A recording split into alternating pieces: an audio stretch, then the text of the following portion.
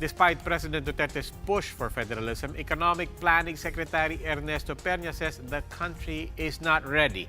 He warns that some regions are weak and could be left behind. Bim Santos has this story. The country's economic managers are lukewarm to implementing federalism in the country. Socio-Economic Planning Secretary Ernesto Pernia said in an episode of The Chiefs that many regions in the country are not yet prepared to stand on their own. In addition, amending the charter may also shift focus away from the ongoing infrastructure drive. It's unlikely that the regions will be ready, and our concern, my concern, is that we are moving now to connect the regions, to bring the lagging regions into the mainstream economy, and that momentum of infrastructure improvement in the regions is going to be disrupted. Okay. And so, it's not going to be good for federalism. Business World columnist Andrew Masigan likewise said that many areas in the country still lack the necessary infrastructure that will make them self-sufficient under a federal government. I think it will be the opposite, only because some regions don't have the infrastructure to be self-sufficient.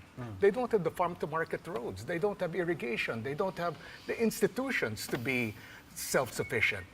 Pernia added another key concern will be how a federal system of government could weigh on the country's balance sheet.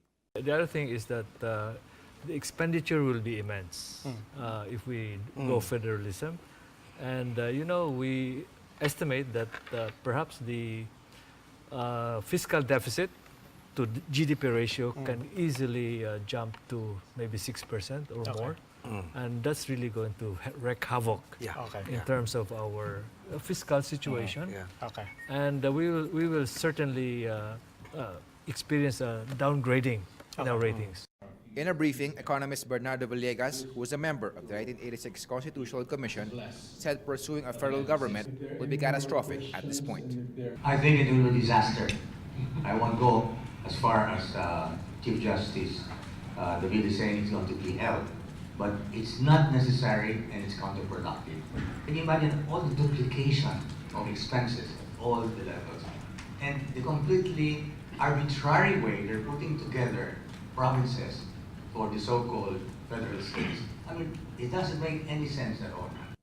Villegas said a lot of the proposed federated states are not ready for autonomy and may not even be compatible. Villegas added that with a slew of expenses that will come with federalism, hyperinflation may also be likely. Bim Santos, We Are One News.